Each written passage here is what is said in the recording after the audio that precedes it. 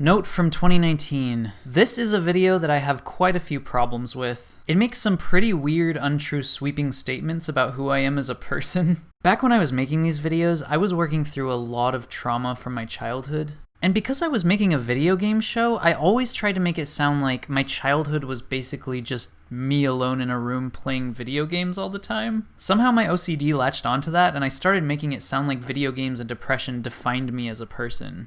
And my problem is, this just wasn't true at all. I think because I was playing a character on YouTube and was crippled by OCD as well as not feeling okay with speaking out about my actual life, I just got way too lost in playing the character. I would say things about myself that weren't even true. People used to tell me, you don't act or talk anything like the way you act or talk on YouTube. And I never knew how to explain why.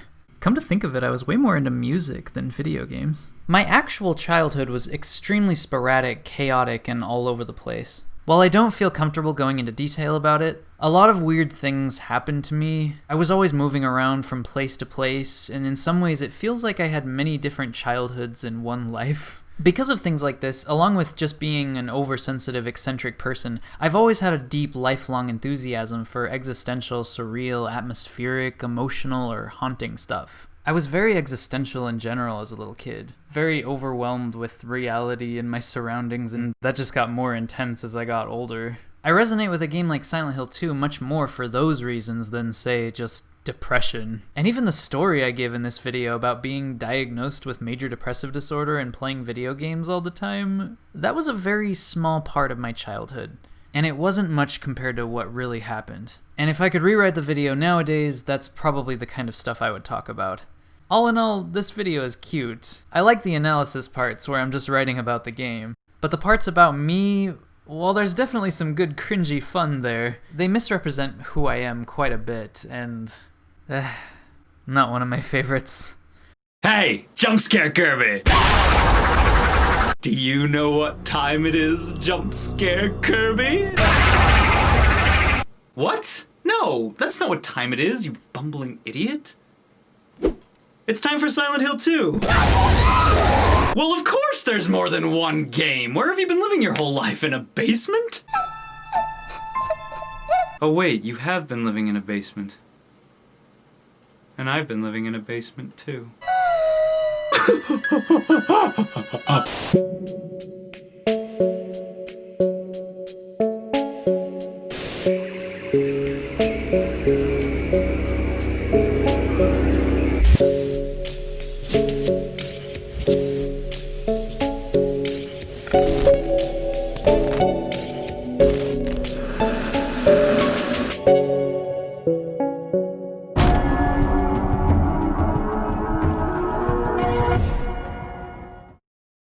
Good afternoon, my little friends. And welcome back to the basement, where video games meet tears and sadness.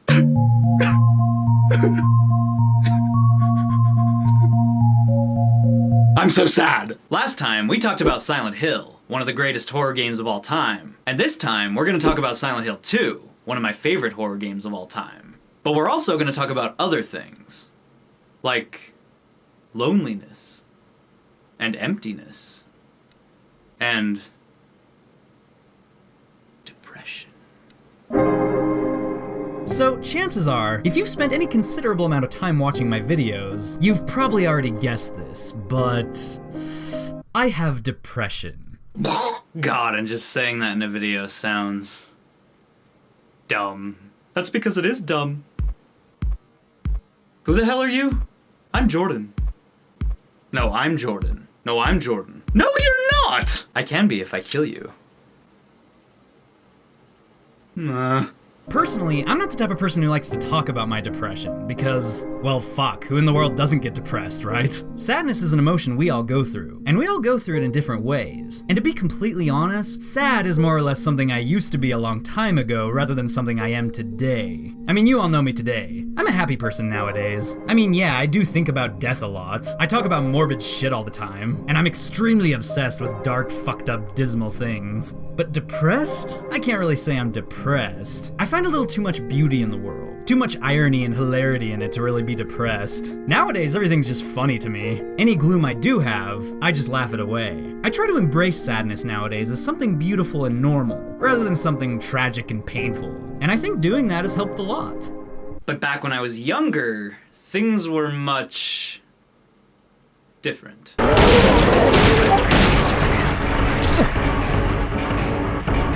When I was a kid, a young, dumb, clueless little kid, I was a manic depressive mess. At least for the most part. On the outside, I was just your typical nerdy kid. I stayed home a lot, played video games, read books, drew pictures, only sometimes hung out with friends, and that was all fine. But on the inside, something was wrong. Wait, you've hung out with friends?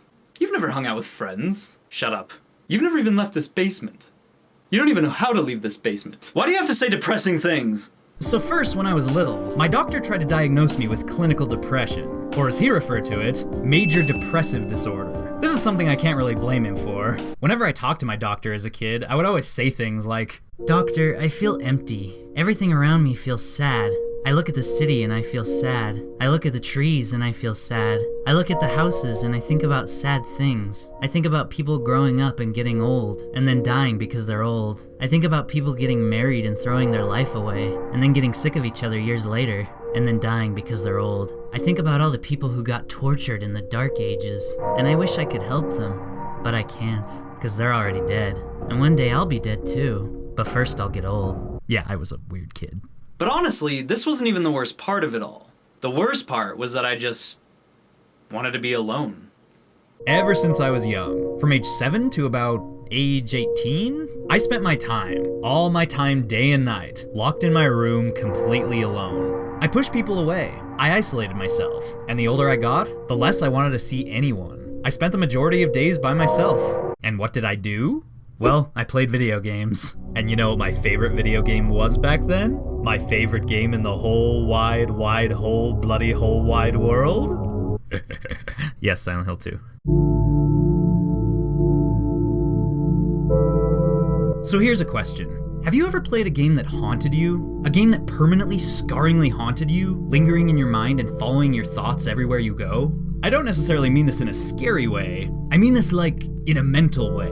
I'm talking about a game that you literally felt a mental connection with. A game that hit you so hard it stuck with you when you first played it, and never let go. I suppose in some ways I have a lot of things like that.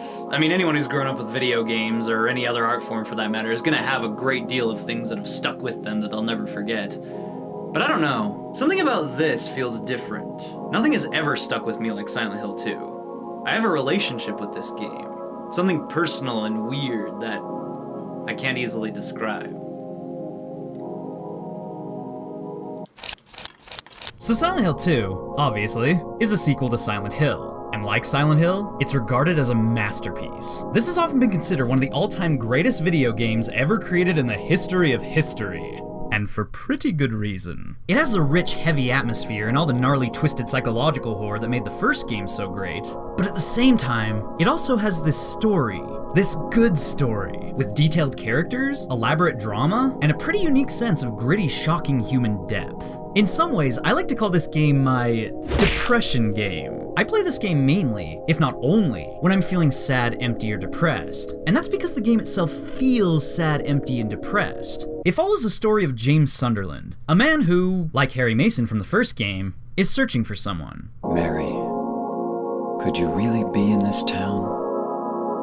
But unlike the first game, in Silent Hill 2, you aren't searching for someone who's lost. You aren't searching for someone who's kidnapped, disappeared, or missing. You're searching for someone who's already dead. In my restless dreams, I see that town. Silent Hill. So apparently this man James has recently received a letter from his wife Mary telling him to come to Silent Hill. Of course, Mary is also dead, and has apparently been dead for a good number of years, so the fact that James is here in the first place looking for her is obviously a little counterproductive. That's what I keep telling myself. A dead person can't write a letter. Mary died of that damn disease 3 years ago. So then, why am I looking for her? This game's making me sad. Everything's making you sad. Why don't you wipe those tears off your face and quit whining about everything? Why don't you stop talking to a camera and get a real job? Fuck you, man. So the game starts you off here at this eerie parking lot, and all you can really do is enter Silent Hill and start searching for Mary. It's a quiet, lonely intro for a video game, but it's always somewhat moved me. I don't know, there's just something about walking into the empty post-apocalyptic looking town. Something about playing as a sad, widowed man who doesn't seem to have anyone to care about or anything to look forward to in life. Also, it sounds like there's a monster following you in the background, so there's that too.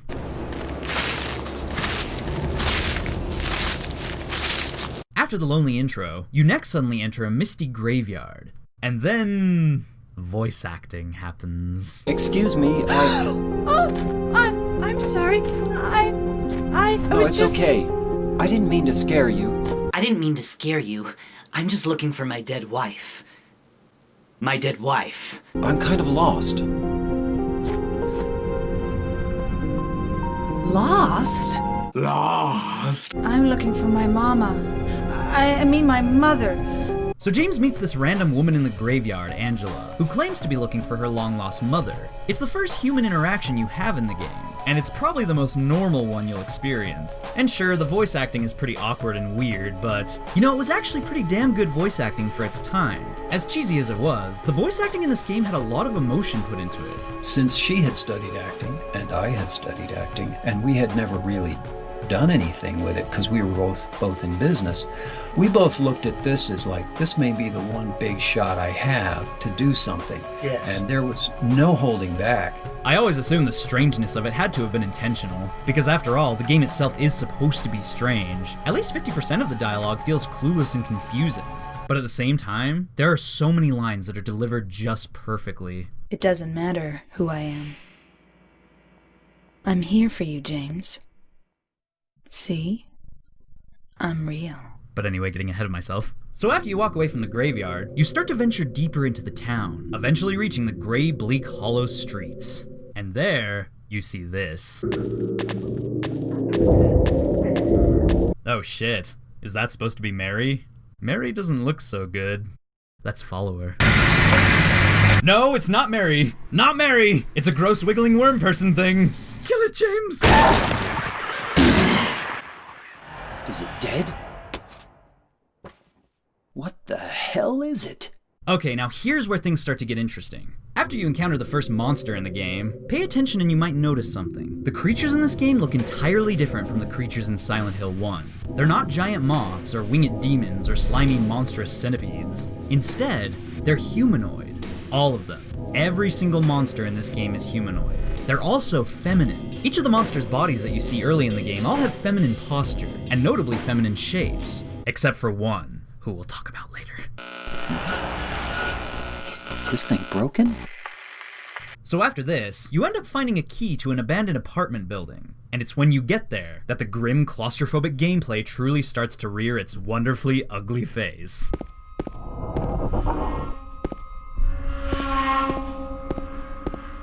Just like the first game, you'll spend Silent Hill 2 mostly walking around in the dark. In the dark, dark, dark. Exploring rooms, finding items, killing monsters, and making your way past whatever weird psychological shit stands in your way.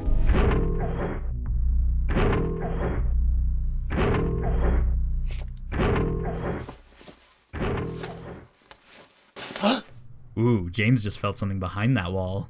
I don't know what the hell was up with that scene, but don't worry, it's never explained. Oh god, and the creatures crawl like spiders! They crawl like spiders! You know what I really like to do? I like to have James stand in the back of the room and watch them crawl like spiders, out the corner of my eye, from a distance. It's creepy, just watch. Wait for it. Marvelous. Oh, and aside from all the humanoid effeminate monsters walking around, another thing worth noticing at this point that you may find interesting are the bodies. All throughout this game, there are dead bodies you'll see lying around the town. It's pretty common to find, but if you look closely at these bodies, you'll notice something interesting. Every body looks the same. They all have the same hair, the same shape, and the same clothes, but you can never ever see their faces. Curious, isn't it? Oh god, what is that thing? I don't like that thing. I sure hope I don't run into that thing in one of the apartment rooms later on. Oh shit, it's a rapist! It's a rapist with a pyramid! Hide James before it rapes you.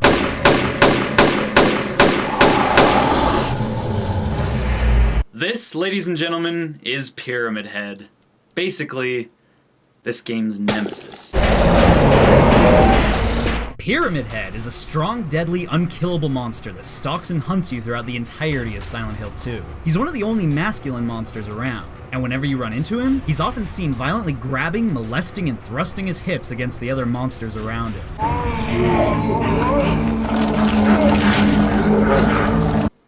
You know what's sad? What? The fact that people actually get raped. You know what else is sad? What? The fact that people kill themselves. Like, you know that scene in the game where Angela's lying on the floor holding a knife, acting like she's gonna kill herself?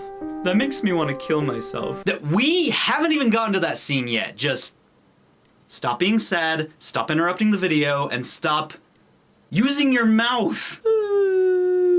It's supposed to be sad. That's what makes this game beautiful. It takes real-life sadness and transforms it into art. But that's sad too! Jesus Christ. So eventually, as Sad Jordan stated, you do come across Angela again, the girl from the graveyard. You come across her in a closed-off room, lying on the floor and seemingly contemplating suicide. And I don't know if it's because of the music or what, but this has always been one of my favorite scenes in the game. Will you hold it for me? Sure. No problem. If I kept it, I'm not sure what I might do. No! Also, this isn't the only other human being you encounter in the game. Later in the building, you also find a man named Eddie, vomiting in a bathroom, who seems to be blabbering in denial about some crime he's been accused of committing in the past. It wasn't me. I didn't do it. Do what? I didn't do anything. I swear. This is one thing I love about Silent Hill 2 over Silent Hill 1. Complex characters. Everyone knows the best characters, or at least the most human characters, are ones with flaws. Humans have flaws, so characters should have flaws too. It makes them more real, and Silent Hill 2 was one of the first games to ever fully realize this. I know there had been other games in the past with complex, flawed characters, but see, what makes Silent Hill 2 so special is, it doesn't just have flawed characters, it is completely about flawed characters. Where Silent Hill 1 was about pretty black and white characters, you know, characters who were just good, or evil, or innocent and tortured, Silent Hill 2 took it a massive step further. All these characters have flaws. They have emotions, unpredictable and unbalanced, and their emotions reflect the choices they've made, the demons they're fighting from the past. The characters you meet in this game are fluctuating. They have elements of kindness, but they have elements of selfishness as well, like real people. Even the one completely innocent character, Laura. It was you, wasn't it? You're the one who stepped on my hand. I don't know. Maybe I did. Laura is this little blonde-haired girl you meet early in the game. Someone who doesn't seem to be able to see any of the monsters or weird things running around in the town. And just like a real child, even she acts like a bit of a jerk sometimes. There are all sorts of strange things around here. I can't believe you haven't even gotten a scratch on you. Why should I? Yeah, James. Don't you know a great capable death machine when you see one? Laura can take care of herself. Laura! Ha ha! I tricked you. That's what you get, James, for defying the great Laura! Oh, but that reminds me. I haven't even shown the most important character you meet. Maria. You're coming with me? You were gonna just leave me? No, but... With all these monsters around? No, I just... So after exploring the apartment building, and getting trapped in a room with Pyramid Head for like 5 hours, James escapes out the back door and then wanders through the town some more, eventually reaching the docks of the misty Toluca Lake. And here, he runs into a woman. Mary?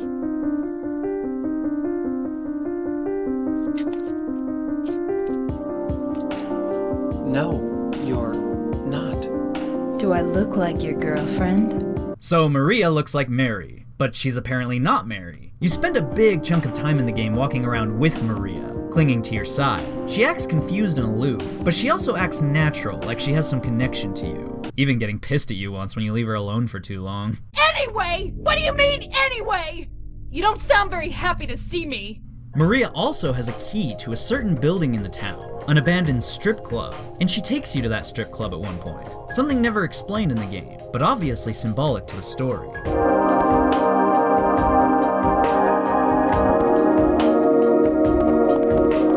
And this, right here, which I've been meticulously building up to, is probably the most important thing about Silent Hill 2. Symbolism. Everything you come across in this game is symbolic. It's concealed, but it's connected. And as you continue pulling it apart, you'll start to realize just how psychological James's journey really is.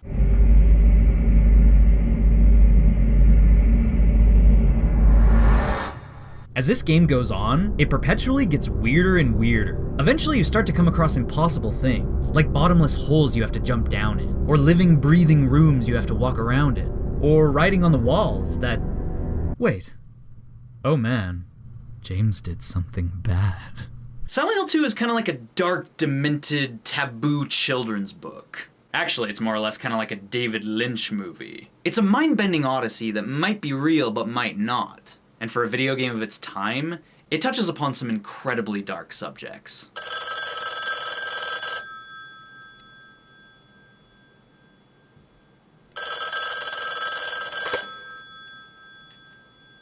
Hello? Your mom touches upon dark subjects. I'm sitting right here, you know. Also, I'd like you to know you're a terribly mean person, and nobody loves you.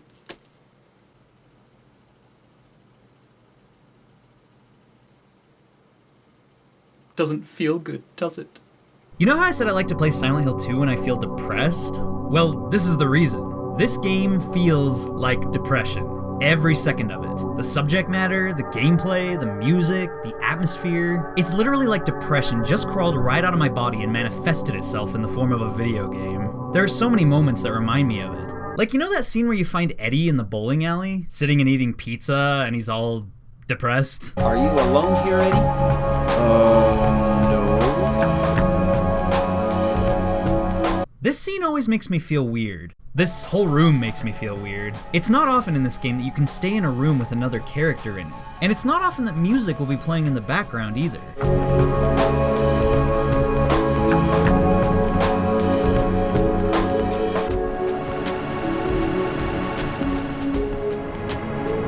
Whenever I get to this room, I just want to stay here. I want to stay here forever. Hide from the world. Hide from everything I'm afraid of outside. Oh, and you know how I was saying you jump into bottomless black holes and stuff? Well, a lot of that happens in this game. A lot of falling, a lot of plunging, deeper and deeper into the darkness. And you know, it actually reminds me of a recent game I played. A game based on depression. It was called Elude. Elude is a little flash game someone made strictly for the purpose of raising awareness for depression. It's a short game where you play a tired-looking black-haired guy walking through a forest. This guy really likes birds, and the only thing you can do in this game is sing to the birds by pressing the space bar.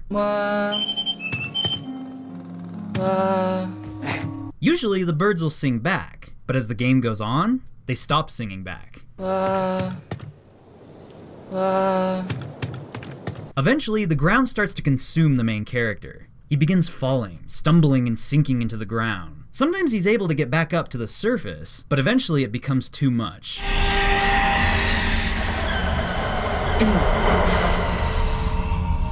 This is a game specifically made to represent clinical depression. And you know what? It plays just like Silent Hill 2. I don't think I'm too weird for relating my depression with Silent Hill 2. The entire game is a downward spiral. James is constantly descending into darkness. And when I watch him face his demons, through some wretched yet powerful kind of game immersion, I feel like I'm facing my own demons too. Not that my demons are anything like James's. Like I said, this game touches upon some dark subjects. Also, spoiler alert. Click here to skip ahead if you don't want the ending of the game spoiled. 'Cause I'm gonna spoil it right now. Murder, lust, child molestation, rape, neglect, guilt, torture, and despair. These are the subjects Silent Hill 2 meddles with. It's crazy, dark, real shit, and Silent Hill 2 was one of the first big video games to come at it from such a deep, under-the-skin perspective. You're only after one thing! No, that's not true at all. Go ahead and say it! Or you could just force me. Beat me up like he always did. And what do I mean by deep under the skin? Well, take James for example. I killed a human being. A human being. James is a murderer. But the thing is, Silent Hill 2 doesn't depict a murderer as an evil person. Instead, it depicts a murderer as a complicated person. I told you that I wanted to die, James. That's why I did it, honey. I just couldn't watch you suffer. In the end, James killed his wife. That's the plot twist. And you know what I love about the fact that he killed his wife? I love that he didn't just kill her for one reason. He killed her for a lot of reasons. In some ways, he doesn't even know why he killed her. He killed her because he loved her. He wanted to put her out of her misery. But he also killed her because he hated her. Because he was selfish and corrupt. You must have hated me. That's why you got rid of me. It's true. I may have had some of those feelings. Oh, and fun fact, did you guys know Mary's dead body is in the back of James's car? Yeah, her body's in the car throughout the entire game. It's been confirmed, it's canon. And apparently the in-water ending is also canon. That isn't my favorite ending by any means, but to me, that makes the game so haunting. Knowing James is walking around the town looking for Mary while this whole time Mary's in the trunk or the back seat of the car, that's creepy. And even if that weren't the story, this game would still be haunting. Every moment of the game is so carefully thought out, so cleverly crafted with the most spooky, masterful, tender love and care. And there are so many scenes I could mention. It's hot as hell in here. You see it too. For me, it's always like this. For Angela, it's always like this. Someone should make a game about Angela. I want to know what her Silent Hill looks like. Also, the scene where Pyramid Head kills himself. That always chokes me up.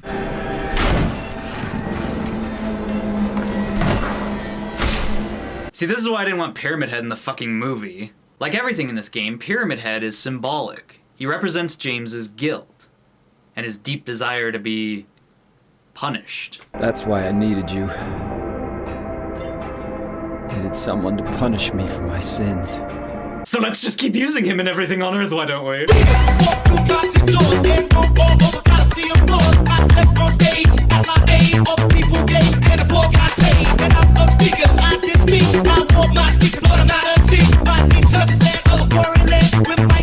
But really, I kid. Things like Pyramid Head, they're not the reason I like Silent Hill 2. The biggest reason I like Silent Hill 2 is just about the reason I like anything I like. The atmosphere.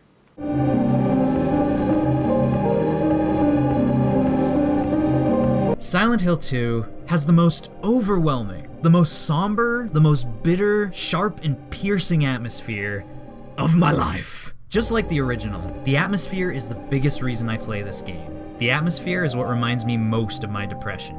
It's so empty. Emptiness is so weird. It's weird how emptiness is something we can feel, something we can want, crave even. It's because you're depressed. What?